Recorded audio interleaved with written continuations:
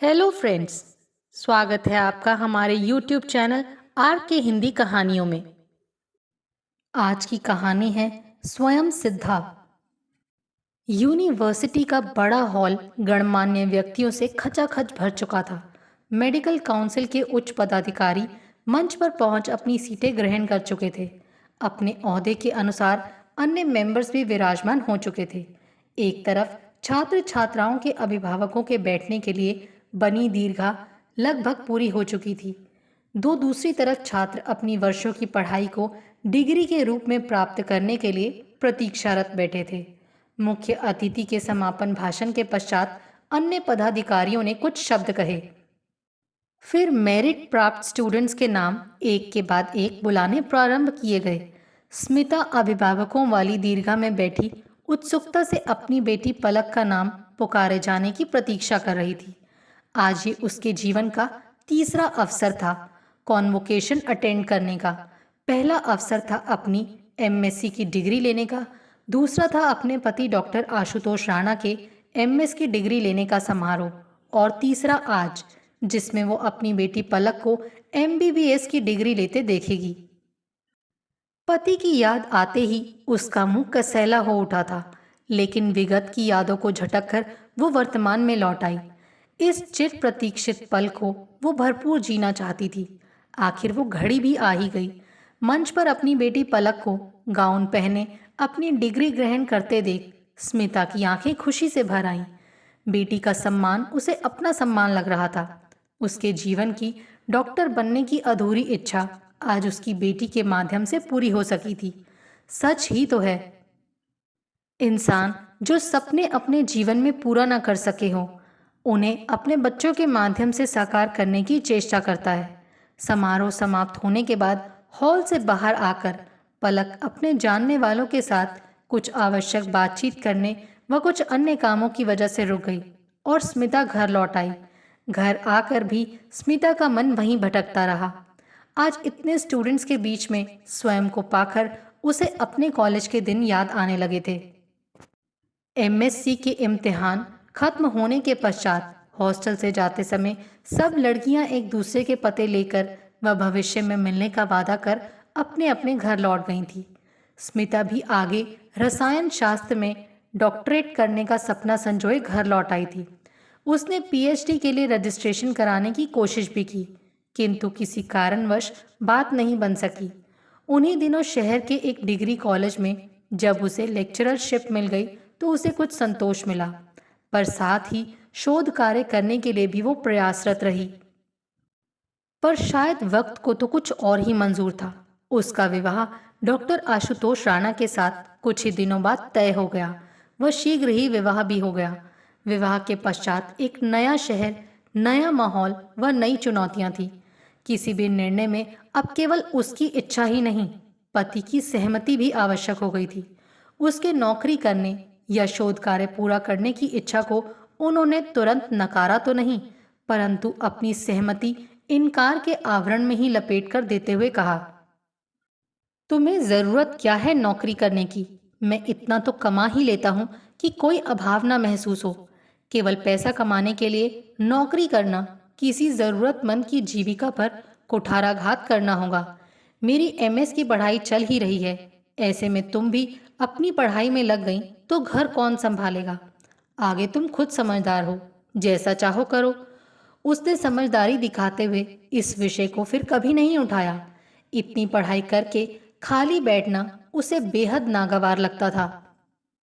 लेकिन परिवार की खुशी उसके सपनों से कहीं बड़ी थी।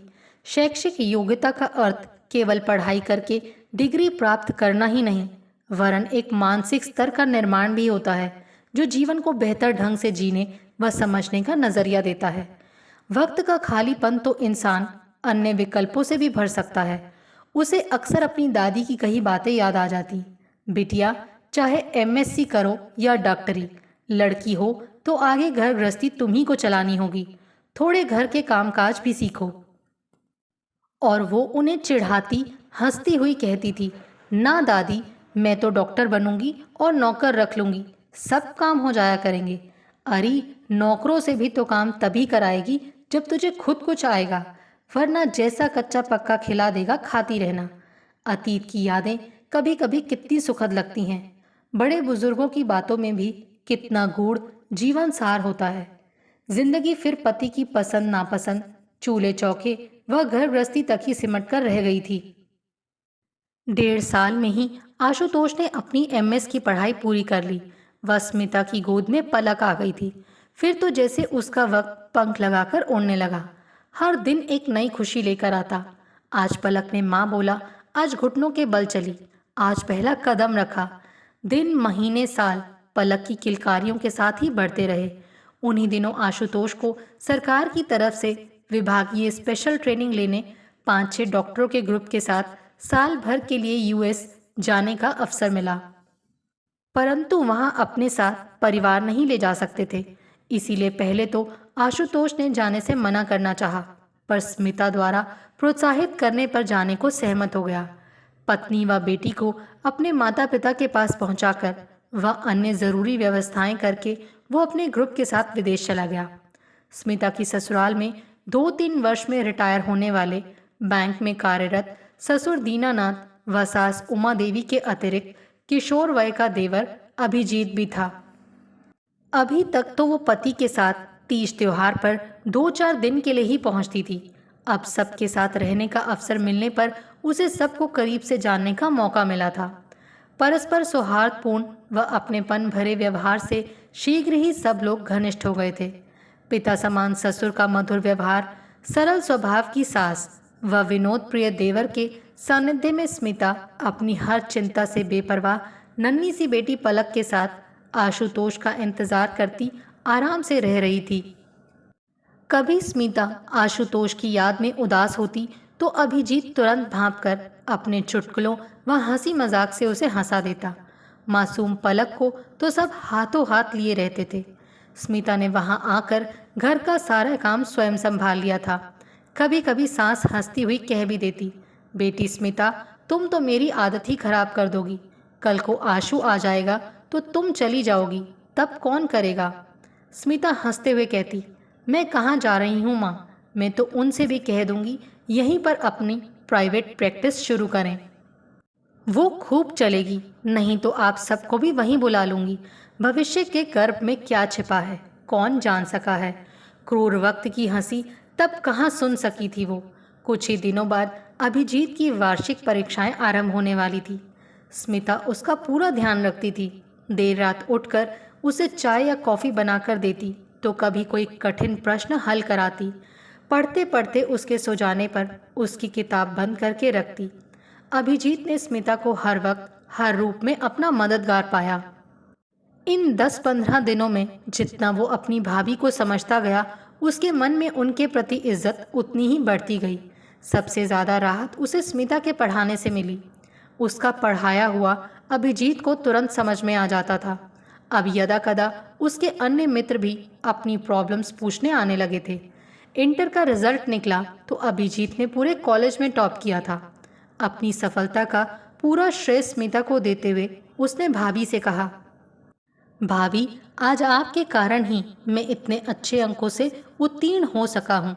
मुझे तो रसायन शास्त्र मुश्किल विषय लगता था, पर आपके बताए टिप्स व पढ़ाने के ढंग ने मुझे इसी में सबसे ज़्यादा नंबर दिलाए हैं। इतना मान सम्मान पाकर स्मिता अभिभूत हो उठी थी। मेहनत तो आपने ही की है, हम तो बस आपके साथ ही खड़े थे। सब कुछ बड़ों के मार्गदर्शन से ही संभव हुआ है। अब आप माँ बाबूजी से भी मिलाइए। कंपटीशन में भी अब इसी तरह अव्वल आना है, तभी बात बनेगी। बस अभी आया भाभी। वैसे आपको तो कहीं टीचर होना चाहिए था। मेरे कॉलेज के कई स्टूडेंट्स आपसे ट्यूशन लेना चाहते हैं। बाहर जाता हुआ अभिजीत तो कहकर चला गया, पर स्मिता की दुखती रग छेड़ गया। स्मिता ने तो इस विषय में फिर कोई बात नहीं की, पर अभिजीत चुप नहीं बैठा। उसने घर में ये बात माँ बाबूजी की उपस्थिति में फिर उठाई तो स्मिता को ये जानकर सुखद आश्चर्य हुआ कि कोई भी उसके नौकरी करने के विरुद्ध नहीं था। किंतु वो जानती थी कि आशुतोष को यह पसंद नहीं आएगा। उसे लौटने में अब 3-4 महीने ही शेष थे। फिर कौन सा उसे हमेशा यहीं रहना था। आखिर पति की पोस्टिंग की जगह ही तो उसे भी जाना होगा।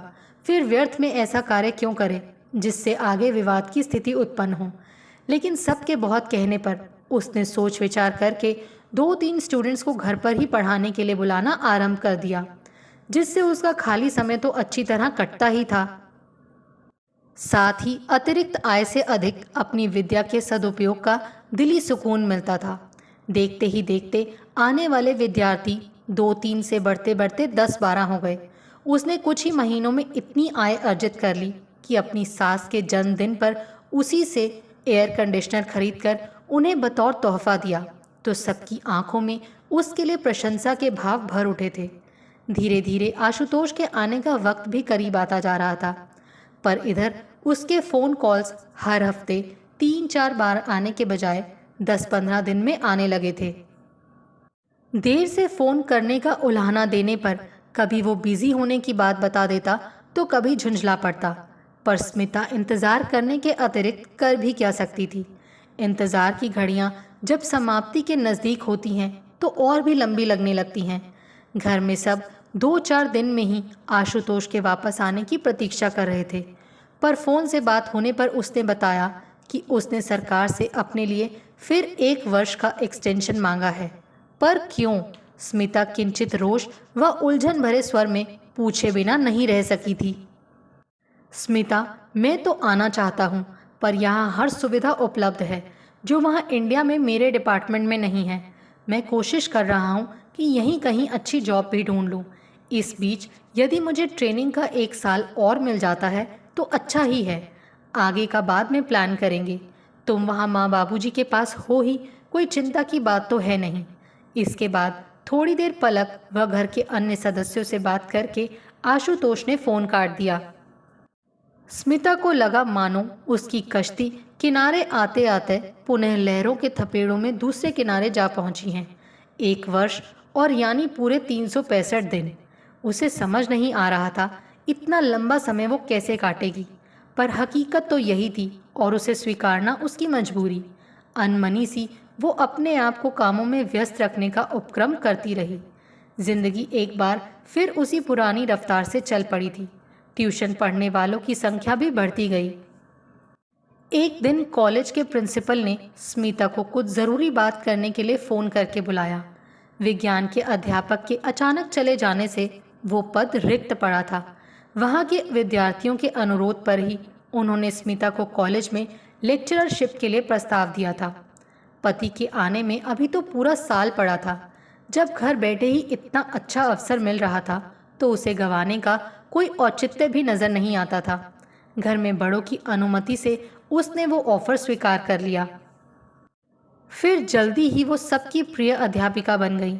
उसका पढ़ाने का तरीका ही ऐसा था कि किसी को अलग से ट्यूशन की आवश्यकता महसूस ही नहीं होती थी। स्मिता ने अपने करियर व घरेलू जिम्मेदारियों के बीच सही तालमेल बैठाते हुए पलक का भी प्री नर्सरी में एडमिशन करा दिया था। उन्हीं दिनों अभिजीत का इंजीनियरिंग में चयन हो जाने से वो रुड़की चला गया। कॉलेज का खुशनुमा माहौल, व्यस्त दिनचर्या एवं एक सह अध्यापिका अंजलि से अच्छी जान पहचान हो जाने से स्मिता का वक्त अच्छा कटने लगा था। अंजलि के पति डॉक्टर सुनील बहल भी आशुतोष के साथ ही अमेरिका गए थे। वो अवधि पूरी होने पर लौट आए थे। अंजलि व स्मिता अक्सर एक दूसरे से अपने दिल की बातें करती रहती थीं। जल्दी ही उनमें गहरी दोस्ती हो गई। एक दिन बातों ही बातों में अंजलि ने झिझकते हुए पूछा, स्मिता, एक बात पूछूं, बुरा तो नहीं मानोगी? अरे पूछो ना, भला तुम्हारी बात का क्यों बुरा मानूंगी? सब लोग वापस आ गए हैं, पर डॉक्टर राणा वहीं क्यों रुक गए? दरअसल वहां उन्हें कुछ और काम करना था। उन्होंने सरकार से 1 साल का एक्सटेंशन और मांगा है। स्मिता के सहज ढंग से कहे गए उत्तर से अंजलि आश्वस्त नहीं हुई। स्मिता को लगा वो कुछ कहना चाह रही थी, परंतु संकोचवश कह नहीं पा रही। आखिर उसने ही पूछ लिया, तुम कुछ परेशान लग रही हो, क्या बात है? पता नहीं मुझे कहनी चाहिए या नहीं, पर तुम तो मेरी दोस्त हो, इसीलिए तुम्हें अंधेरे में नहीं रखना चाहती। अंजलि हर शब्द तोल तोल कर कह रही थी। उसके बोलने की संजीदगी से स्मिता का हृदय आशंका से धड़कने लगा था। शंकाएं नागफनी की तरह सिर उठाने लगी थी। वो धीरे से केवल यही पूछ सकी, कुछ कहो तो। वहाँ मेरे पति सुनील डॉक्टर राणा के रूममेट थे। वो कह रहे थे कि डॉक्टर राणा की उसी इंस्टीट्यूट की एक अमेरिकन रिसर्च स्कॉलर से कोर्टशिप चल रही थी और शायद जल्दी ही। बीच में ही उसकी बात काटती स्मिता बोल उठी, नहीं नहीं, ऐसा कुछ नहीं हो सकता। ज़रूर डॉक्टर बहल को कोई गलत फहमी हुई होगी। आशु तो हम सबको बहुत प्यार करते हैं, भला वो ऐसा क्यों करेंगे? हो सकता है तुम्हारी बात ही सच हो, पर तुम्हें आगाह करना मैंने अपना फर्ज समझा, तुम बुरा मत मानना। उसने पुनः क्षमा याचना करते हुए कहा। उस दिन स्मिता मन ही मन बेहद चिंतित हो उठी थी। पति द्वारा किए जाने वाले फोन कॉल्स में बढ़ता समय अंतराल, संक्षिप्त होती जा रही बातचीत, बात करने का ढंग, सभी कुछ कहीं ना कहीं अंजलि की बात का ही तो समर्थन करता प्रतीत हो रहा था। माँ बाबूजी को वो क्या बताती, अभी तो वही उस पर विश्वास नहीं कर पा रही थी। उसने निश्चय कर लिया था कि रात में वो स्वयं आशुतोष से इस विषय पर बात करेगी। या तो वो पैसा कमाने की धुन छोड़कर यहीं आ जाएं, या उसे और पलक को भी वहीं बुला लें। समस्याओं का कुछ हल सूझता दिखा तो मन कुछ शांत हुआ। डॉक्टर सुनील को ज़रूर कोई गलतफहमी हुई होगी। मेरे साथ इतना बड़ा विश्वासघात नहीं हो सकता। व्यर्थ ही मैं मन में शक पाल रही हूँ। सारे काम निपटाकर उसने कई बार फ़ोन मिलाकर बात करनी चाहिए, पर आशंका से कांपती उंगलियों से डायल करना उस दिन उसे अत्यंत दुरूह लग रहा था। यदि अंजलि की बात सच निकली तो अजीब ऊहापोह की स्थिति हो रही थी। आखिर दिल कड़ा करके उसने आशुतोष का मोबाइल नंबर डायल कर ही दिया। उधर रिंग जा रही थी मगर फ़ोन उठ नहीं रहा था। तभी उसे ध्यान आया, यहाँ तो रात है मगर वहाँ तो अभी दिन होगा। हो सकता है कि आशुतोष काम पर जाने के लिए तैयार हो रहे हों। वो फ़ोन काटने ही वाली थी कि तभी उधर से किसी स्त्री का अमेरिकन लहजे में स्वर उभरा, yes, Riya Fernandes here. Sorry कहकर स्मिता ने तुरंत फ़ोन काट दिया। शायद घबराहट में वो गलत नंबर डायल कर गई थी, पर चेक किया तो देखा नंबर तो सही डायल हुआ था। पर ये रिया फर्नांडिस कौन है? इतनी सुबह आशुतोष के पास क्या कर रही होगी? उसने फिर फ़ोन किया। इस बार उसे अधिक इंतज़ार नहीं करना पड़ा। उधर से आशुतोष की आवाज़ आई, हेलो, कौन? स्मिता? हाँ, मैंने पहले भी मिलाया था, किसी रिया ने। ओ हाँ, उसी के यहाँ तो मैं पेइंग गेस्ट की तरह रह रहा हूँ। तुम्हें बताने ही वाला था आजकल में, मगर बिजी होंगे, है ना? 15-20 दिन हो गए हैं आपको फ़ोन आए। क्या बात है, पुराना हॉस्टल क्यों छोड़ दिया? असल में मैंने इंडियन गवर्नमेंट से जो 1 साल का एक्सटेंशन मांगा था वो उन्होंने मंजूर नहीं किया है, इसीलिए मैंने वो नौकरी छोड़ दी और यहाँ पार्ट टाइम जॉब ढूंढ ली है। वो हॉस्टल छूटा तो अपने ही साथ रिसर्च कर रही एक दोस्त के यहाँ मैं बतौर पेइंग गेस्ट रहने लगा हूँ। तो मुझे व पलक को भी वहीं बुला लीजिए। स्मिता से रहा नहीं गया। अधीरतावश वो ये कह ही बैठी, कम ऑन स्मिता, यहाँ मेरे रहने का ठिकाना नहीं है, तुम दोनों को कहाँ रखूंगा? थोड़ा सब्र करो, तुम दोनों को बाद में बुलाऊंगा। उधर से झुंझलाया हुआ स्वर स्मिता के कानों से टकराया, पर वो भी आसानी से मानने वाली नहीं थी। मैं भी वहाँ पार्ट टाइम जॉब कर लूँगी, फिर कोई दिक्कत नहीं होगी। हम लोग किस्तों पर कोई छोटा सा मकान ले लेंगे। आप अपना पता बता दें, मैं स्वयं आ जाऊंगी। या आप बुलाना ही नहीं चाहते? कोई खेल है अमेरिका चले आना? वीज़ा बनवाना पड़ता है, पासपोर्ट बनता है, फिर पैसा चाहिए टिकट के लिए। आप उसकी चिंता ना करें, मैंने सब चीज़ें अप टू डेट करा रखी हैं। टूरिस्ट वीज़ा भी बन जाएगा। आपके भेजे पैसों में से भी मैंने काफ़ी बचत की हुई है और मैं भी अब डिग्री कॉलेज में लेक्चरार हो गई हूँ। फिर उसने संक्षेप में पूरी बात आशुतोष को बता दी, मगर उससे कोई उत्साहजनक प्रतिक्रिया ना पाकर उसे आश्चर्य नहीं हुआ। ठीक है, फिर तुम अपनी जॉब में ध्यान लगाओ, मैं बाद में तुम्हें फ़ोन करूँगा। अभी तो मुझे अस्पताल पहुँचने की जल्दी है। कहकर बगैर प्रतीक्षा किए उसने फ़ोन काट दिया। स्मिता चाहकर भी आशुतोष से कुछ नहीं पूछ सकी। रिश्तों की नज़ाकत उसके होंठ सिए थी, पर मन था कि शक के थपेड़ों से लहूलुहान हुआ जा रहा था। मानव स्वभाव है कि अंत तक आशा का दामन नहीं छोड़ना चाहता। उसने भी खुद को समझाकर शांत करने का प्रयास किया कि लोगों का क्या है, दूसरों को हंसता बोलता देखकर कुछ भी अनुमान लगा लेते हैं। आशुतोष एक अच्छे पढ़े लिखे व जिम्मेदार व्यक्ति हैं। वो ऐसा कोई अशोभनीय कदम नहीं उठाएंगे। उसे खुद पर मन ही मन कुछ ग्लानि भी हुई। वो तो फिर भी यहाँ पूरे परिवार के साथ है, वहाँ परदेश में उनका कौन है? यदि दोस्त से हंस बोल लेते हैं तो कौन सा गुनाह कर दिया? उसे मन में संदेह नहीं लाना चाहिए था।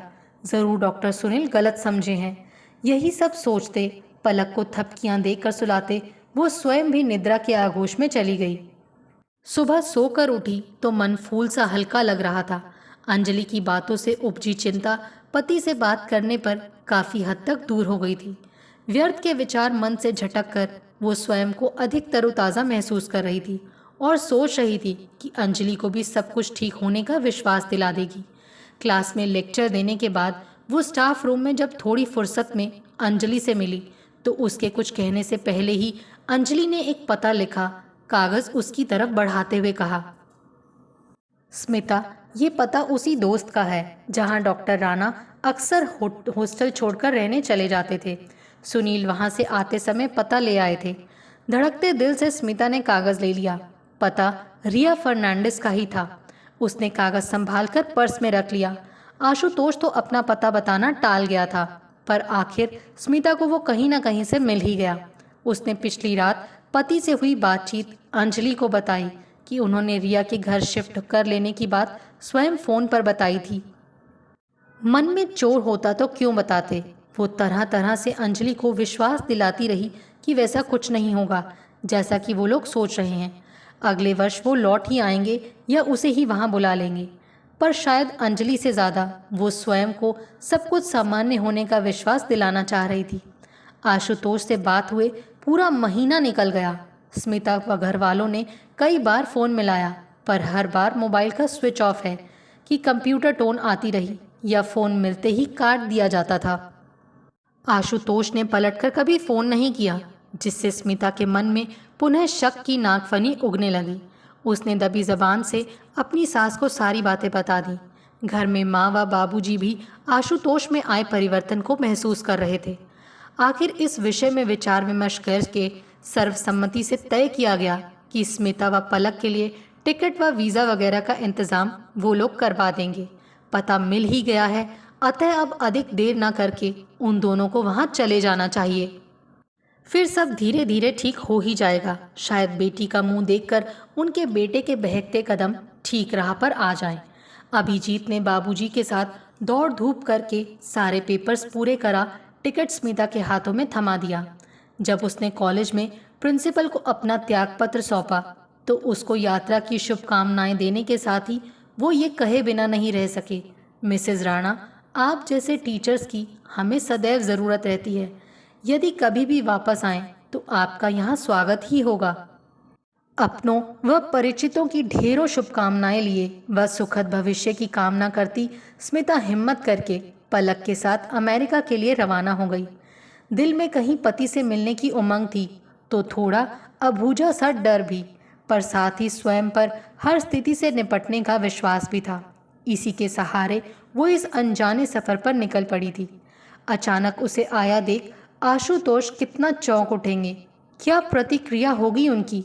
इन्हीं विचारों में उलझी स्मिता ने 16-17 घंटे का लंबा सफर तय कर जब अमेरिका की धरती पर कदम रखा तो उसकी हवाएं उसे बेहद अपनी सी लगी, क्योंकि आशुतोष भी तो वहीं था।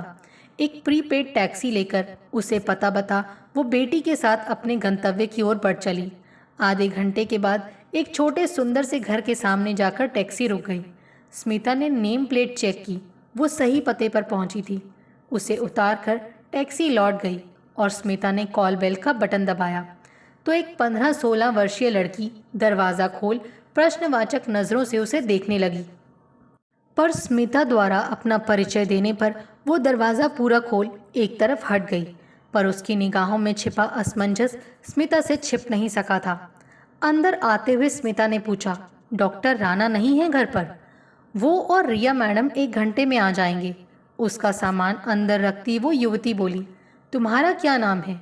सारा दिन यहीं रहती हो क्या? जी, चीना। कुछ सकुचाते हुए वो बोली, मैडम और साहब के आने पर चली जाती हूँ। उनके आने तक घर की देखभाल व अन्य काम खत्म हो जाते हैं।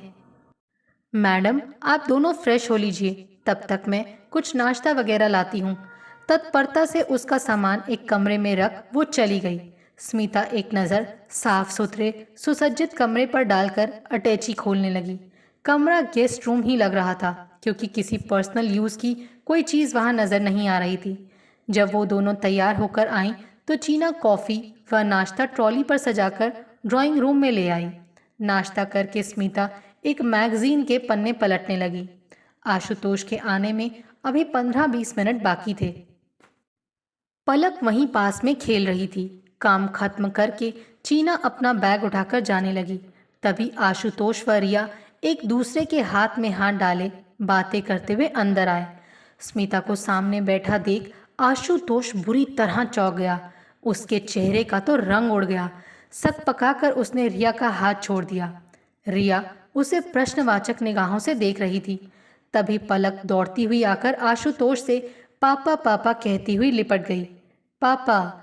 रिया ने हैरानी से उसे देखा, फिर पूछा, क्या ये तुम्हारी डॉटर है?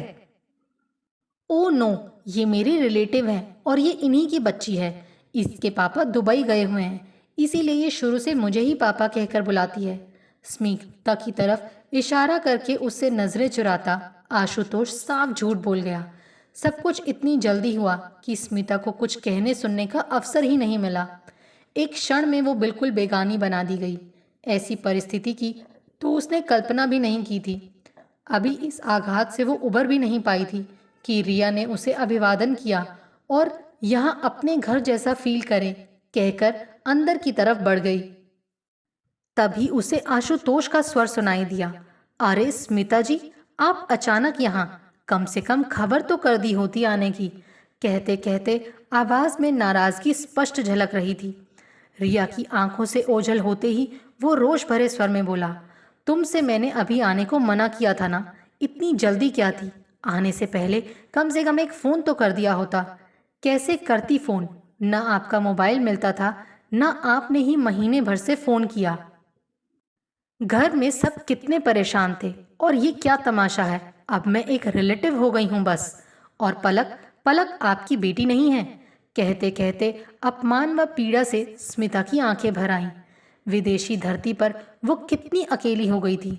एकाएक आशुतोष का स्वर कुछ नर्म पड़ा, मेरा मोबाइल कुछ खराब हो गया था और देखो स्मिता, विस्तार से मैं तुम्हें बाद में बताऊंगा। आज की हकीकत ये है कि रिया से चर्च में मेरी शादी हो चुकी है। वो मुझे बैचलर समझती है। मेरा प्लान था कि बाद में मैं उसे किसी तरह समझाकर मना लूंगा। वो मुझे बहुत चाहती है, मेरी खुशी के लिए वो मान भी जाती। तब मैं तुम दोनों को भी यहीं बुला लेता, पर तुमने इस तरह आकर मेरा सारा प्लान चौपट कर दिया। और आपने जो मेरी जिंदगी चौपट कर डाली है उसका क्या? ऐसी कौन सी मजबूरी आ गई थी जो आपने ये सब किया? आपने ये सोच भी कैसे लिया कि इस योजना में मैं भी सहभागी बनूंगी? मुझे इस तरह धोखा देकर आपने अच्छा नहीं किया।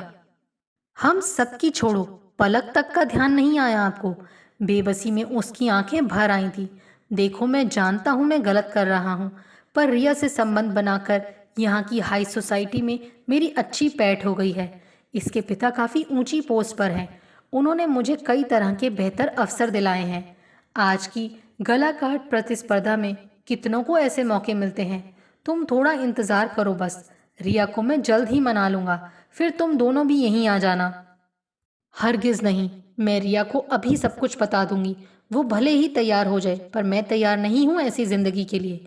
आशुतोष ने बिफरते हुए एकाएक स्मिता को चाटा मारने के लिए हाथ उठा लिया तो स्मिता चौंक गई। आशुतोष उसे धमकाते हुए बोला, खबरदार, जो इस विषय में तुमने रिया से कोई बात भी की, तुम्हारे लिए अंजाम अच्छा नहीं होगा। मैं कुछ भी कर सकता हूँ। उसका ये रूप देखकर स्मिता में न जाने कहाँ से हिम्मत आ गई।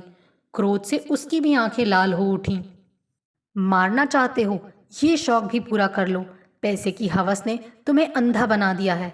मुझे तो ये सोचकर शर्म आती है कि मैं तुम्हारी पत्नी हूँ। बस, आज के बाद से हमारा कोई संबंध नहीं है।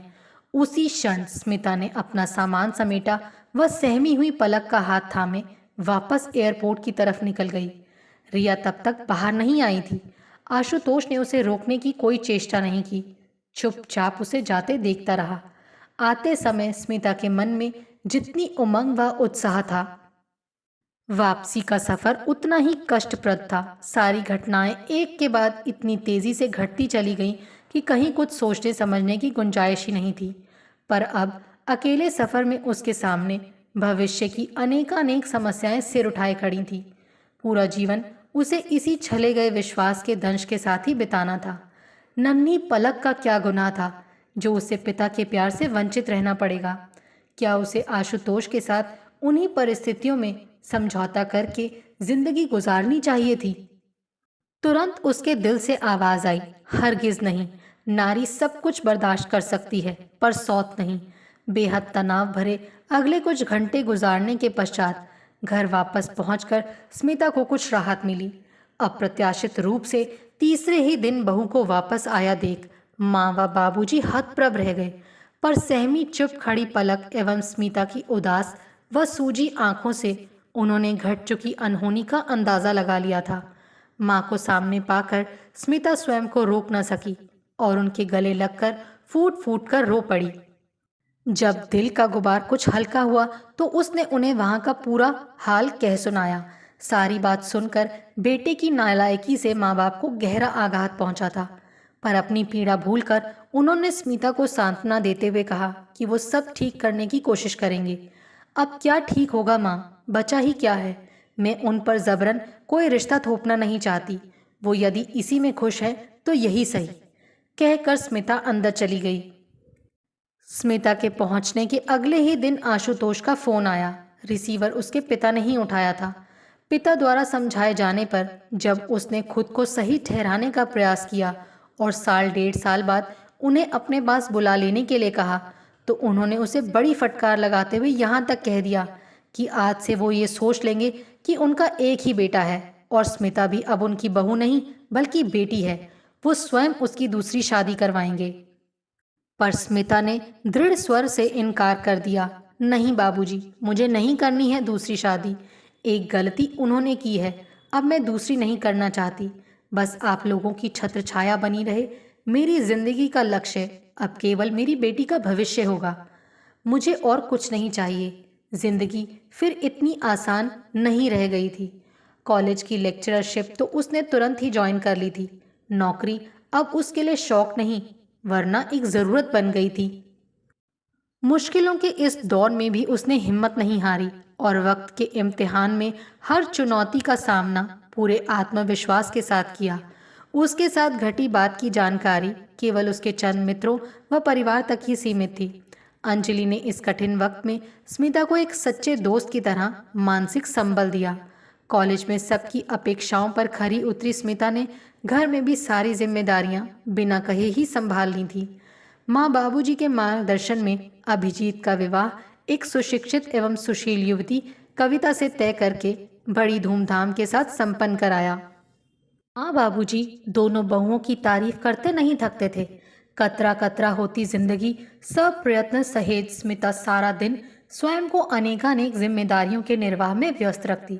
परंतु कभी कभी नन्ही पलक जब अपने पापा को की याद में हुड़कती तो उस पल को झेलना उसे सर्वाधिक दुष्कर लगता।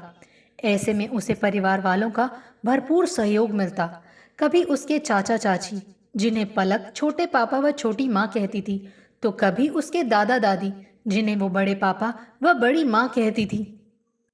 अपनी अपनी तरह से उसे बहलाने का प्रयत्न करते थे।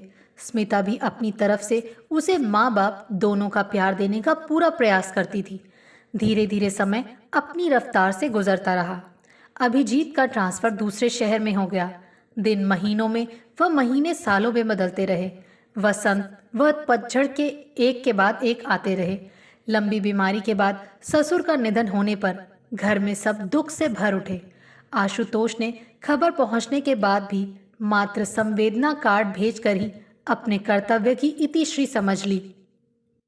बेटे की हृदय विदारक उपेक्षा का दुख माँ को गहरा आघात दे गया था, जिसे वो साल भर से ज्यादा नहीं झेल पाई और चल बसी।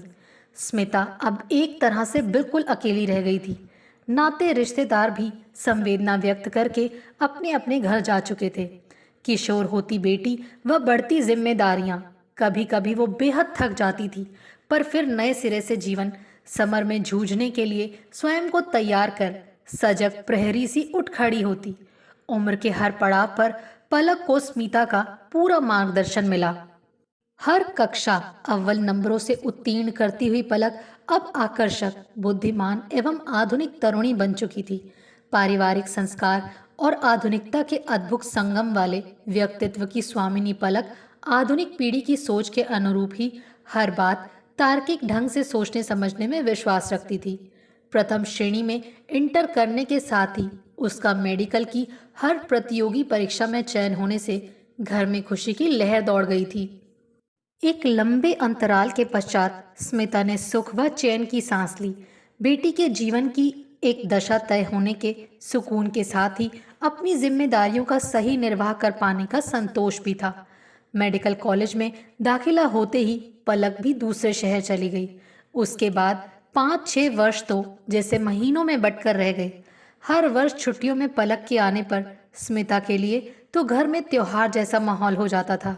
जितनी बेकरारी से वो बेटी के आने का इंतजार करती थी, उसके जाने के बाद उतनी ही बेचैन हो जाती। पर उस बेचैनी में भी कहीं गहरा आत्मसंतोष होता था। बच्चों के बेहतर भविष्य के लिए सभी माँ बाप कभी न कभी इस दौर से गुजरते ही हैं।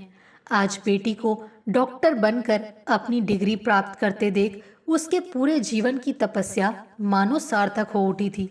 पुरानी यादों में खोई स्मिता को समय बीतने का कुछ पता ही नहीं चला।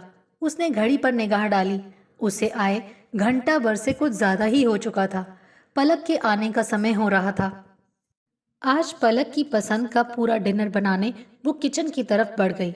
आशुतोष ने स्मिता व पलक को आनन फानन वापस तो लौटा दिया था, पर रिया के सम्मुख भला बना रहकर भी वो अपनी नजरों में गिर गया था। जहां एक तरफ उसे अपना झूठ न पकड़े जाने का संतोष था, वहीं दिल के किसी कोने में उन दोनों के साथ किए गए अन्याय का अपराध बोध भी था। घर व परिवारजनों से दूर, बेइंतहा कमाई, कोई रोकने टोकने वाला नहीं। ऐसे माहौल के खुलेपन व समय के खालीपन को भरता रिया जैसी अत्याधुनिक विचारों वाली युवती का संग वो भूल ही गया कि उसकी पत्नी दूर भारत में कहीं उसके आने का इंतजार कर रही है। छोटी सी बेटी बाट जोह रही है। रिया के डैडी के उच्च सामाजिक रुतबे व रिया द्वारा किए गए प्रेम निवेदन की पहल ने उसे अपने विगत को बिसरा एक नए जीवन की शुरुआत करने के लिए उकसाने में अहम भूमिका निभाई थी। जल्द से जल्द समाज में ऊंचा रुतबा हासिल करने के लिए प्रतिस्पर्धा की अंधी दौड़ में शामिल होकर अपना जमीर मारकर उसने पैसा तो बहुत कमाया, परंतु दिल का एक कोना सदैव खाली रहा। पैसे से सुविधाएं ही तो खरीदी जा सकती हैं, संतोष नहीं। वो चाह कर भी कभी रिया को अपने अतीत के बारे में नहीं बता पाया। विवाह के कुछ ही वर्षों बाद दोनों में अक्सर छोटी छोटी बातों पर विवाद हो जाता। पश्चिमी संस्कृति में पली बड़ी रिया पति की हर बात तोल परख कर मानती। रिया का शक्की और झगड़ालू स्वभाव अक्सर उसे स्मिता की याद दिला जाता। तब पछताने के अलावा वो कुछ नहीं कर पाता। उसे हैरानी भी होती थी कि रिया के स्वभाव का ये शक्कीपन वो पहले क्यों नहीं महसूस कर पाया। माता पिता के ना रहने का दुखद समाचार पाकर भी कुछ तो रिया की गिरती सेहत व कुछ अपने काम के बोझ तले दबा वो भारत जाने की हिम्मत ही नहीं जुटा पाया। रिया के स्वास्थ्य संबंधी टेस्टों की रिपोर्ट देखकर तो उसके पैरों तले जमीन ही खिसक गई थी। कैंसर के बेरहम पंजों में दबी वो धीरे धीरे मौत के मुंह में जा रही थी। आशुतोष ने उसके इलाज में कोई कसर नहीं छोड़ी। महंगी से महंगी दवाओं तथा अत्याधुनिक तकनीकों के सहारे उसे जिंदगी के कुछ वर्ष और मिल गए। उन्हीं दिनों अचानक आशुतोष से मिलने एक आकर्षक नवयुवक उसके घर पहुंचा। अपने भतीजे को पहचानने में उसे अधिक देर नहीं लगी। उसे देखते ही आशुतोष ने उसे गले लगा लिया। बिल्कुल उसके छोटे भाई का ही तो प्रतिरूप था रौनक, जिसे सामने देख न जाने कितनी भूली बिसरी यादें ताजा हो आई थी। बचपन से अपने पिता के मुंह से उनके बड़े भाई की बातें गाहे बगाहे सुनते बड़ा हुआ रौनक कनाडा में स्कॉलरशिप पर जब पढ़ने पहुंचा तो बरसों से घर से बिछड़े सदस्य मिलने की तीव्र इच्छा दबा न सका और पिता से उनका पता लेकर ढूंढता हुआ पहुंच ही गया। रिया ने भी उसका परिचय जानकर उसकी मेहमान नवाजी में कोई कमी नहीं छोड़ी थी। बचपन से सबको रिया के खिलाफ बोलते सुनते आए रौनक के मन में रिया की बहुत ही खराब छवि बनी हुई थी, पर यहाँ तो बिल्कुल उल्टा ही मिला था।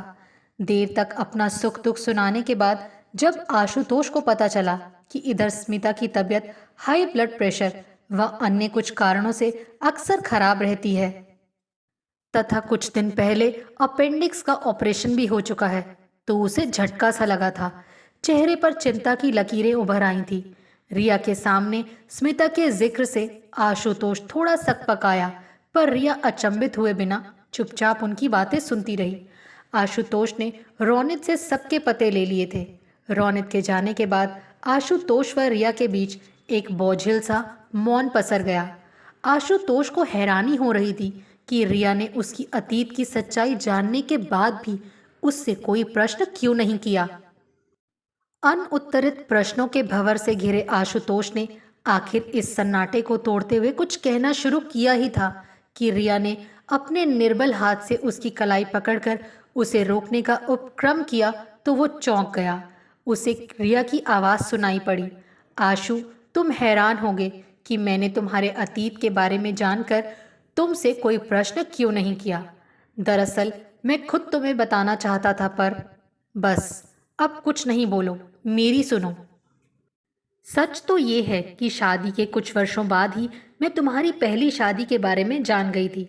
जब स्मिता जी यहाँ आई थी तब तो मैं उन्हें नहीं जानती थी, पर काफ़ी दिन बाद हमारी मेड सर्वेंट चीना ने मुझे उनके बारे में बताया था। उस दिन उसी ने उनको अटेंड किया था, अतः बातों बातों में वो उनका परिचय जान गई थी। तुम्हें खो देने के डर से न चाहते हुए भी मैं तुमसे कुछ नहीं पूछ पाई। सोचा जैसे चल रहा है चलने दूं, उनका ध्यान आने पर कहीं तुम वापस न चले जाओ। पर तुम्हारे अतीत की जानकारी ने मुझे तुम्हारे प्रति शक्की बना दिया था। तुम्हें प्यार करते हुए भी तुम पर मैं विश्वास नहीं कर सकी। साथ ही चाहते हुए भी स्मिता दीदी से कभी माफ़ी नहीं मांग पाई। तुम इंडिया जाकर मेरी तरफ से उनसे क्षमा ज़रूर मांग लेना। अनजाने में ही सही, मैं उनकी गुनहगार तो हूँ ही। आशुतोष केवल इतना ही कह सका, तुम्हें मुझे बताना तो चाहिए था। तो क्या तुम्हें नहीं बताना चाहिए था? उस समय शायद हम दोनों ही अपने अपने स्वार्थ में अंधे हो गए थे। तुम्हें खो देने के डर से मेरे होंठ सिले रहे, पर आज जब जिंदगी मुझसे दामन छुड़ाने लगी है, मुझे एहसास हो रहा है कि हमने स्मिता के साथ कितना बड़ा अन्याय किया है। हमारा रिश्ता ही दुराव छिपाव की बुनियाद पर रखा गया था, तो सुख कहाँ से मिलता। आज रौनित के मुंह से उनकी अस्वस्थता का समाचार सुनकर, तुम्हारी आंखों में उभर आई चिंता देख मुझे अपना अपराध और भी खल रहा है। पता नहीं क्यों मैं तुम दोनों के बीच आ गई। कहते कहते रिया का स्वर भर्रा उठा। मैं सोच रहा हूँ एक बार इंडिया जाऊँ, सबसे मिलूँ, पर तुम तो कमज़ोरी के कारण सफ़र नहीं कर पाओगी और यहाँ तुम्हें अकेला। ओह, तुम मेरी चिंता ना करो, मैं यहाँ माँ को बुला लूँगी और नर्स तो 24 घंटे रहती ही है। मैं तो यूं भी कुछ ही दिनों की मेहमान हूँ। जाने से पहले तुम्हारे जीवन में सब ठीक से व्यवस्थित होता देख लूँ तो चैन से मर सकूंगी। तुम जाओ, मेरी तरफ से माफ़ी ज़रूर मांगना। कहते कहते वो आशुतोष के सीने में मुंह छुपाकर फफक पड़ी। दिल पर रखा बोझ हटते ही आंसुओं का सैलाब उमड़ पड़ा था। 3 दिन बाद आशुतोष इंडिया जाने के लिए निकल पड़ा। एक लंबे अरसे के बाद अपने देश की मिट्टी की गंध महसूस कर उसे रोमांच हो आया। एक होटल में ठहरने का बंदोबस्त करके वो एक टैक्सी कर रोनित से लिए पते पर जा पहुंचा। थोड़ी देर पहले ही घर लौटी स्मिता कॉफ़ी का सिप लेती हुई ड्राइंग रूम में आकर बैठी ही थी कि कॉल बेल बजी। स्मिता ने दरवाज़ा खोला तो सामने आगंतुक को देख चौंक उठी। आप आज अचानक यहाँ कैसे? क्या अंदर आने के लिए नहीं कहोगी? ओह, आइए, हिचकिचाहट पूर्वक एक तरफ हटती स्मिता ने व्यंग से कहा। हम तो ठेठ भारतीय ही हैं, घर आए मेहमान को बैठने को तो कहते ही हैं। घर का पता कहाँ से मिला? रौनित से। मैं आज सुबह ही यहाँ पहुँचा हूँ और एक होटल में ठहरा हूँ। मेरे लिए इतनी तकलीफ उठाने की वजह? स्मिता ने उपेक्षा से पूछा। वो चाह कर भी पति के आने पर स्वयं को खुश नहीं कर पा रही थी। मन का आक्रोश उसके कहे वाक्यों में झलक ही उठा था। स्मिता, मैं जानता हूँ मैंने जो कुछ तुम सबके साथ किया अक्षम्य है, पर मैं तुमसे अपनी हर गलती की क्षमा मांगने आया हूँ। मेरा अपराध माफ़ी के लायक तो नहीं, पर क्या तुम मुझे माफ़ कर सकोगी? बीच में ही उसकी बात काटती स्मिता बोली, रिया नहीं आई आपके साथ? नहीं, वो अब इस हालत में नहीं है कि सफ़र कर सके। मन तो उसका भी बहुत था, पर कैंसर की वजह से बहुत कमज़ोर हो गई है। ओह, आई एम सॉरी। सपाट से स्वर में स्मिता की आवाज़ उभरी। तुम्हारी तबीयत खराब होने की खबर सुनकर मैं स्वयं को रोक नहीं पाया। अब कैसी हो? ठीक हूँ, जिंदा हूँ। आपको क्षमा देने वाले तो अब इस दुनिया में रहे नहीं। रही मेरी व पलक की बात, तो पलक की तो मैं नहीं जानती हूँ। हाँ, अपनी बता सकती हूँ। आपके कारण विश्वास टूटने पर प्यार नफरत में बदल गया था, पर नफरत के साथ जीकर जिंदगी तो नहीं गुजारी जा सकती। इसीलिए मैंने आपसे नफरत करनी भी छोड़ दी। तब मुझे अपनी बच्ची के साथ जीवन संग्राम में जूझने का हौसला मिला। आज मैं आपके प्रति उतनी ही तटस्थ हो चुकी हूँ जितनी किसी भी अन्य अजनबी के लिए हो सकती हूँ। अब आप हमें शांति से रहने दें और कृपया यहाँ दोबारा ना आएं। ऐसा ना कहो स्मिता, मैं एक बार अपनी बेटी से मिलना चाहता हूँ। वो क्या कर रही है आजकल? आशुतोष बेहद भावुक हो उठा था। पलक अपनी फ्रेंड के साथ बाहर गई हुई है, काफ़ी देर बाद लौटेगी। आजकल वो इंटर्नशिप के साथ ही एमएस की तैयारी भी कर रही है। और अभिजीत कैसा है? कौन कौन है परिवार में? बात करने के लिए उसे और कुछ समझ में नहीं आ रहा था। अभिजीत के दो बेटे हैं। बड़ा रोनित डॉक्टर है जो कनाडा में आपसे मिला था, और छोटा अभी इंटर में है। कहते हुए स्मिता उठकर खड़ी हो गई। परोक्ष रूप से जाने का संकेत पाकर आशुतोष भी उठ खड़ा हुआ। उसके जाने के बाद स्मिता जीवन में अचानक आए इस मोड़ से थोड़ी विचलित हो उठी। क्या वास्तव में वो कभी उसे भूल पाई थी? कितनी ही रातें उसने अकेले करवटें बदलते रोते हुए काटी थी। क्या उनका कोई हिसाब था? उसका दर्द कौन जान सका था? पति की बेवफाई का जहर पीकर वो नीलकंठ सी मुस्कुराती रही, पलक की खुशी के लिए, पर कहीं अंदर से पति के प्रति उसकी समस्त संवेदनाएं मरती चली गई थी। तभी फोन की घंटी घनघना उठी और उसने रिसीवर उठा लिया। हेलो, कौन? भाभी, मैं अभिजीत बोल रहा हूँ, नमस्ते। ओह, अभी भैया, कहिए कैसे हैं आप सब? फ़ोन कैसे किया? भाभी, बेटी के डॉक्टर बनने की मुबारकबाद देना चाहता हूँ। सच कहूँ तो ये आपकी कड़ी तपस्या का ही फल है। बधाई हो। आप सबको भी बधाई हो। आप सबके सहयोग के बिना तो मैं बिल्कुल अकेली थी। इस दिन के लिए आप सबकी भी तहे दिल से आभारी हूँ। अब तो बस पलक को अच्छा घर और वर मिल जाए तो आखिरी जिम्मेदारी भी पूरी हो जाए। इसीलिए तो आपको फ़ोन किया है भाभी। मेरे एक परिचित हैं, मिस्टर तनवीर। वो इनकम टैक्स ऑफिसर हैं। उनके घर के सब लोग बहुत ही मिलनसार व भले स्वभाव के हैं। उनका बेटा विवेक डॉक्टरी पास करके स्कॉलरशिप पर रिसर्च करने कनाडा गया हुआ है। वहाँ वो रोनित का दोस्त है। रोनित ने विवेक को हर तरह से समझा परखा है। उसकी बहुत तारीफ कर रहा था। विवेक अगले हफ्ते 10-15 दिनों के लिए भारत आ रहा है। आप कहें तो मैं पलक के लिए वहाँ बात चलाऊं? अभिजीत ने कहा। यदि आप ठीक समझते हैं तो ज़रूर बात करके देखिए। बल्कि मेरी तरफ से आप उन लोगों को यहाँ आने के लिए निमंत्रण दे दीजिए। इसके बाद स्मिता ने आशुतोष के आने की जानकारी अभिजीत को फ़ोन पर ही दे दी। बड़े भाई के भारत लौट आने का समाचार सुनकर उसे सुखद आश्चर्य हुआ। चलिए, अच्छा ही हुआ जो वो वापस आ गए। आपसे अनुरोध है कि कोई भी निर्णय लेने से पहले अच्छी तरह सोच विचार कर लीजिएगा। हाँ, सोचूंगी, अभी कुछ नहीं कह सकती, कहकर स्मिता ने थोड़ी देर कविता और रोहित से बात करके फ़ोन रख दिया। पलक के लौटने पर स्मिता ने उसे अभिजीत के फ़ोन के बारे में बताया तो डेक ऑन करती पलक बोली, क्या माँ, पढ़ाई पूरी हुई नहीं कि बस शादी की जल्दी पड़ गई आपको? प्यार से बेटी को देखती स्मिता उसका सिर सहलाते हुए बोली, बेटा, पढ़ाई जितनी चाहे करो, पर बेटियां तो पराया धन होती हैं। एक ना एक दिन तो उन्हें जाना ही होता है। जब अच्छा रिश्ता मिल रहा है तो अभी करने में हर्ज ही क्या है। घर जवाई ढूंढ लो माँ, मैं कहीं नहीं जा रही आपको छोड़कर, लापरवाही से पलक बोली। धत पगली, इतनी बड़ी हो गई है पर बचपना नहीं गया, माँ ने मीठी झिड़की देते हुए कहा। कुछ ही दिनों बाद अभिजीत ने फ़ोन पर स्मिता को खुशखबरी दे दी कि उन लोगों को फ़ोटो में पलक बेहद पसंद आई है।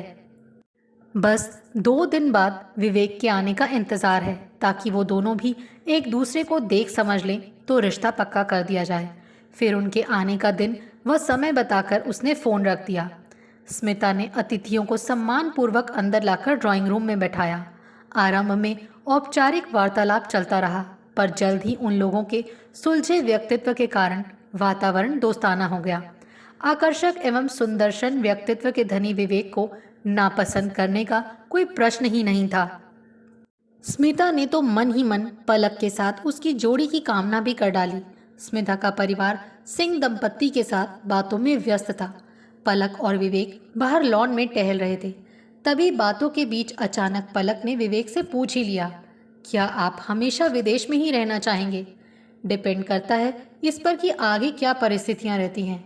वैसे मैं सोचता हूँ कि कुछ वर्षों बाद यहीं लौट आऊँ। यहाँ कुछ सालों में पापा भी रिटायर हो जाएंगे। ये लोग शायद ही वहाँ जाना चाहें। आप किस तरह के परिवार में विश्वास रखती हैं, एकल या सम्मिलित? मैं तो यही समझती हूँ कि यदि पीढ़ियों की श्रृंखला आपस में प्रतिबद्ध रहे तो परिवार में समृद्धि व खुशहाली स्वयं आ जाती है। और अगर परिवार से किसी सदस्य को कभी दूर जाना भी पड़ता है तो यही दूरी केवल स्थानों की होनी चाहिए, ना कि दिलों की। पलक के कथन से विवेक प्रभावित हुए बिना नहीं रह सका। बिल्कुल सच कह रही हैं आप। आपको विदेश जाना पसंद नहीं, लेकिन अभी मुझे 2-3 साल तो वहाँ लगेंगे ही। देखते ही देखते पूरा दिन कब और कैसे निकल गया किसी को पता ही नहीं चला।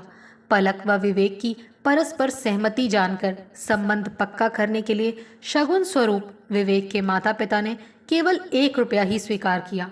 विवेक के लौटने से पहले ही शादी की तिथि निकल आई थी, इसीलिए दोनों पक्षों ने जोर शोर से विवाह की तैयारियां आरंभ कर दी।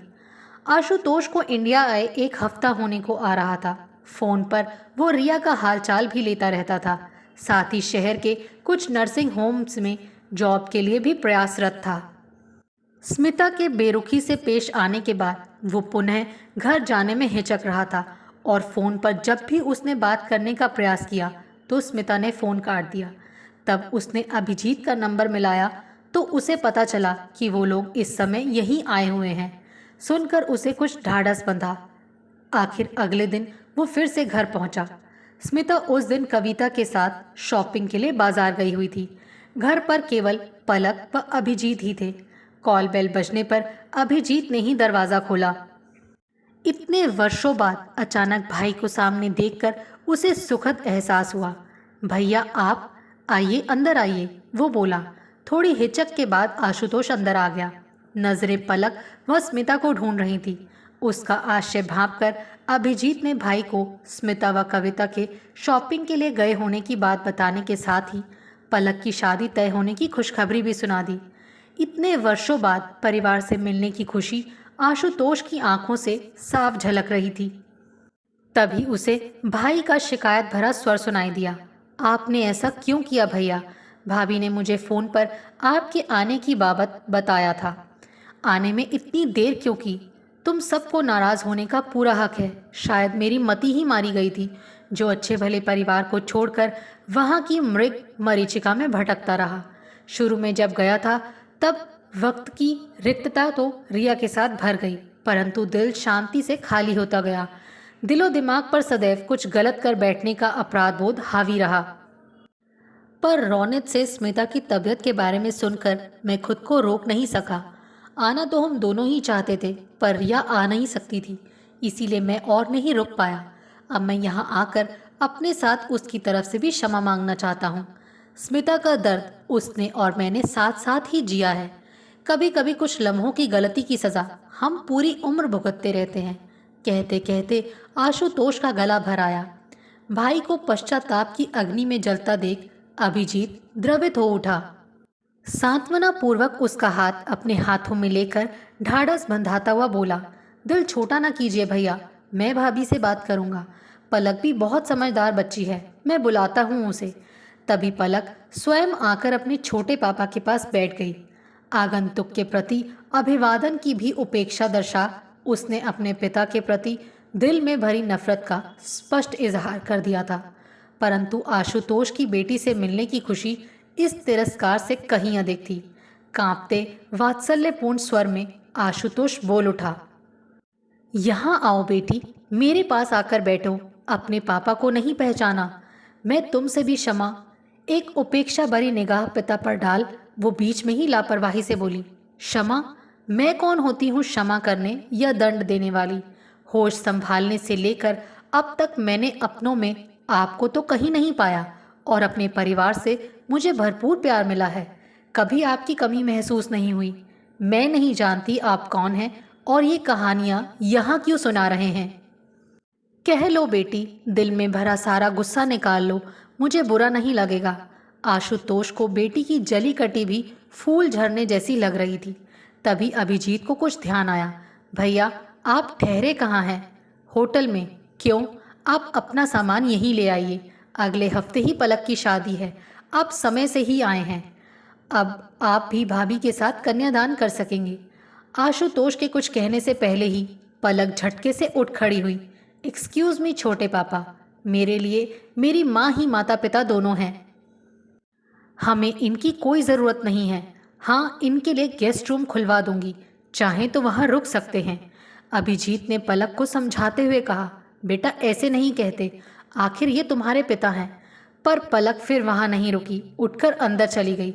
अभिजीत के बहुत कहने पर आशुतोष अपना सामान लाने व वहीं रहने के लिए तैयार हो गया। बाजार से लौटकर स्मिता व कविता को सारी बातें पता चली। स्मिता बिना कोई प्रतिक्रिया व्यक्त किए अन्य कार्यों में लग गई। आशुतोष का इस तरह आकर रहना उसे अच्छा तो नहीं लगा, परंतु उसने कोई मुखर विरोध भी नहीं किया। हाँ, अभिजीत व कविता प्रयास करते रहे कि वो पुरानी कटु स्मृतियां भुलाकर एक नए सिरे से अपना जीवन आशुतोष के साथ आरंभ करने के लिए राजी हो जाए। एक दिन स्मिता का मूड अच्छा देख अभिजीत ने ही बात आरंभ की। भाभी, पलक तो शादी के बाद अपने घर चली जाएगी, आप बिल्कुल अकेली रह जाएंगी। हाँ, सो तो है, पर पलक खुश तो मैं भी खुश। वैसे भी एक ना एक दिन तो उसे जाना ही है। भाभी, आपका दिल तो बहुत बड़ा है। मैं सोच रहा था कि यदि बीती बातें भुलाकर आप पुनः भैया के साथ एक नई जिंदगी की शुरुआत करें तो। ओह, तो आप अपने भैया के हिमायती बनकर आए हैं। नहीं भाभी, आप मुझे गलत ना समझें। अपने भाई से पहले मैं आपका छोटा भाई हूँ। पर भाभी, मैं आपकी ज़िंदगी में भी खुशी देखना चाहता हूँ। भैया ने गलती तो की है, पर उसका अपराध बोध सदा उनके मन पर हावी रहा। इसीलिए शर्मिंदगी के कारण वो बाद में चाहते हुए भी नहीं आ पाए। यहाँ आप परेशान रहीं तो आराम उन्हें भी नहीं मिला, ना दाम्पत्य सुख न संतान सुख। तुम्हें कैसे पता चला? स्मिता ने चौंक कर पूछा। अभिजीत से भैया ने काफ़ी बातें की थी, उन्होंने ही मुझे बताया है। फिर कुछ गलती तो रिया की भी थी। शादी के पहले उसे भी तो भैया के बारे में पूरी जांच पड़ताल करनी चाहिए थी। बाद में जब उसे अपनी मेड सर्वेंट से हकीकत पता चल ही गई थी, तब भी उसने इस बारे में कोई बात नहीं की। शायद अपनी गृहस्थी उजड़ने के डर से स्वार्थी हो गई थी। तो अब क्यों आए? रौनित से आपकी बीमारी वो ऑपरेशन की बात सुनकर वो खुद को रोक नहीं सके। उनकी आंखों में मैंने आपके लिए दर्द महसूस किया है। एक क्षण के लिए स्मिता चुप हो गई। समझ वो भी रही थी, लेकिन विश्वास करने की हिम्मत नहीं हो रही थी। पर दिल में कहीं हल्की सी खुशी महसूस हुई। कविता उसे मनाती हुई बोली, भैया की बातों से जो पता चला है उससे तो यही लगता है कि रिया के साथ उनका पारिवारिक जीवन ज़्यादा सुखद नहीं रहा है। आखिर नारी ही नारी की दुश्मन बन गई ना। काश उसने खुद को आपकी जगह रखकर सोचा होता। वो भैया पर कभी विश्वास नहीं कर पाई और आए दिन उनके बीच टकराव होता रहा। उनका दाम्पत्य तो चलता रहा, पर कागज़ के फूल की तरह, जिसमें विश्वास व प्यार की खुशबू थी ही नहीं। हाँ, ये बात तो ये भी कह रहे थे। स्मिता कुछ सोचती सी कह उठी। कविता स्मिता के पास सरक आई। उसका हाथ अपने हाथों में लेकर प्यार से सहलाते हुए बोली, दीदी, हम सचमुच बस आपको खुश देखना चाहते हैं। जब से मैं इस घर में आई हूँ, आपको सदा इस घर परिवार और पलक की चिंता में होम होते देखा है। आज आपको अपने लिए सोचना है, अपनी ज़िंदगी की खुशियों के लिए सोचना है। मैं आपका दर्द समझती हूँ। विश्वास टूटना बहुत तकलीफ़देह होता है, पर हम सब इंसान हैं। गलती इंसानों से ही होती है और माफ़ करने वाला कभी छोटा नहीं होता। कहते कहते कविता की आवाज़ भी भर्रा गई। प्रत्युत्तर में स्मिता हौले से उसका हाथ दबाते हुए विचार मग्न सी बोली, मैं सोचूंगी कविता। पर पलक को समझाना बहुत मुश्किल है। उस बेचारी ने तो कभी पिता का प्यार जाना ही नहीं। वो आप मुझ पर छोड़ दीजिए, मैं उसे समझाऊंगी, कविता उत्साहित होते हुए बोली। वो वैसे भी अपने जाने के बाद होने वाले आपके अकेलेपन को लेकर काफ़ी चिंतित है, इसीलिए वो इंडिया छोड़कर कहीं और जाने की सोचना ही नहीं चाहती। विवाह के मात्र 2-3 दिन ही बचे थे। घर में मेहमान आने आरंभ हो गए थे। कातर स्वर व झुकी आंखों से अपनी गलती स्वीकारता आशुतोष सहज ही सबकी सहानुभूति पा लेता था। परिणाम स्वरूप हर कोई स्मिता को ही समझाने लगता कि चलो, देर से ही सही, अब तो पति लौट आया है, उसे पुरानी बातें भुलाकर संबंध सुधार लेना चाहिए। स्मिता की बुजुर्ग मौसी सास उसे समझाती हुई बोली, बहू, आशुतोष लौट आया है, इसी में सब्र कर लो। अरे मर्द है, अपनी गलती भी तो मान रहा है, अब आगे की सुध लो। बार बार हर तरफ से दबाव पड़ने पर आखिर एक दिन उसने पूरे परिवार के सामने आशुतोष से सीधे पूछ लिया, आप मर्द हैं, इसीलिए आपकी 100 गलतियां माफ हो जानी चाहिए। यही बात सब लोग मुझे समझाना चाहते हैं। क्या मुझे अतीत की सब बातें भुला देनी चाहिए? हाँ, यही तो मैं भी कहना चाह रहा हूँ। मुझे अपने किए पर अफसोस है। उस वक्त केवल पैसा और उससे हासिल हो सकने वाली हर चीज़ प्राप्त कर लेने की प्रवृत्ति के साथ महत्वाकांक्षाओं की हैवानी भूख इतनी हावी थी और किसी के बारे में सोचने का कभी वक्त ही नहीं मिला। बस मशीन बनकर पैसा ही कमाता रहा, पर दिली खुशी कहीं नहीं पा सका। अब मुझसे और क्या चाहती हो बताओ, मैं सब करने को तैयार हूँ। सिर्फ मर्द होने से आपको यह अधिकार किसने दे दिया कि जब जो चाहे करें? घर में अजीब सी खामोशी थी। कुछ गलत तो नहीं कह रही थी स्मिता। एक क्षण रुककर उसने पुनः कहना शुरू किया, अतीत के आपके गलत आचरण के कारण हमें, माँ व बाबूजी को जो मानसिक पीड़ा भोगनी पड़ी, क्या उसकी क्षतिपूर्ति संभव है? हमारी जिंदगी के वो सुनहरे साल जो तरह तरह के अवरोधों से जूझने में ही बीत गए, बेटी का मासूम बचपन जो इस निरपराध ने पिता का प्यार औरों में ढूंढते हुए बिताया, क्या कुछ भी आप लौटा सकते हैं? पति पत्नी का संबंध जिसे मैं अटूट समझती थी, आपने कितनी आसानी से तोड़ दिया। जीवन के कठिन संघर्षों के दौर में भी मैं तो अपने कर्तव्य पथ से कभी विचलित नहीं हुई। क्या मेरे सामने कभी कोई लुभावना लालच नहीं आया होगा? अब आपके प्रायश्चित के 2 शब्द कह देने से जिंदगी के वो अनमोल वर्ष लौट तो नहीं आएंगे। स्त्री, बहन, बेटी या माँ के रूप में जितनी प्रिय होती है, पत्नी के रूप में उतनी ही पराई क्यों बना दी जाती है? मन का आक्रोश शब्दों की राह बन चला था। वर्षों की पीड़ा आज स्मिता दबा ना सकी। स्मिता के आरोपों की मार झेलता आशुतोष चुपचाप से झुकाए खड़ा था। बीच में ही उसे शांत कराने की कोशिश करता वो बोल उठा, मुझे अपनी गलतियों का एहसास है स्मिता, मैं तुम सबका गुजरा वक्त तो नहीं लौटा सकता। हाँ, ये विश्वास ज़रूर दिला सकता हूँ कि मेरे कारण भविष्य में कभी तुम लोगों की आंखों में आंसू नहीं आएंगे। पलक आपकी भी बेटी है, इस नाते उसका कन्यादान करने का आपको पूरा हक है। हाँ, स्वयं पहल करके आपका आना मुझे अच्छा लगा, पर आज आपसे सिर्फ एक बात पूछूंगी, इसका उत्तर पूरी ईमानदारी से दीजिएगा। सब सांस रोके स्मिता का मुंह देख रहे थे। आखिर वो क्या पूछना चाह रही थी? तभी उस सन्नाटे को भेदती उसकी आवाज उभरी, जो कुछ आपने मेरे साथ किया, यदि वो कुछ मैंने आपके साथ किया होता तो क्या आप मुझे माफ करके अपना लेते? स्मिता की बात समाप्त होते होते आशुतोष की नजरें झुक गईं। कुछ पल के लिए बोझिल मौन के पश्चात वो धीरे से बोला, नहीं, शायद नहीं, और अपने ही दर्प दंश से आहत थके कदमों से लौटने को मुड़ा। स्मिता हल्के से मुस्कुराई, फिर बोली, रुकिए, दूसरों से हम जितनी अपेक्षाएं रखते हैं, यदि उसकी आधी भी दूसरों के प्रति पूरी करें तो शायद जिंदगी ज़्यादा खुशहाल हो जाए।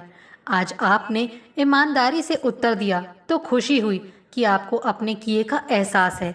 समस्याएं तो हम सबके जीवन में आती हैं, ये हम पर है कि हम उस समस्याओं को खींचकर बड़ा बना देते हैं या उसका समाधान ढूंढकर उसे हल करते हैं।